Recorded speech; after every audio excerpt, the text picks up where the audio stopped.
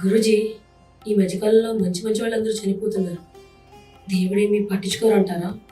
మంచి వాళ్ళనే ఎందుకు తీసుకుపోతున్నావు యమధర్మరాజా అని అడిగితే అప్పుడు యమధర్మరాజు అన్నాడు, ఒక మంచి పూల తోటలోకి వెళ్ళావు, ఆ పూల తోటలో నువ్వు ఎటువంటి పూలు కోసుకుంటావు అని అడిగాడు. పరిమళించే పూలనే కోసుకుంటాం కదా, వాడిపోయిన వాటిని మనం కోసుకోం కదా. నిజమేనయ్యా, అలాగే ఎంత కాలం నువ్వు బతికావు అన్నది కాదు, ఎంత అందంగా ఎంత గొప్పగా బతికావు అన్నదే దేవుడు చూస్తున్నాడు.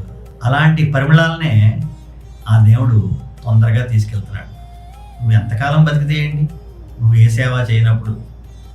అందుకని పోయిన వాళ్ళంతా మంచి వాళ్ళతో సమానం.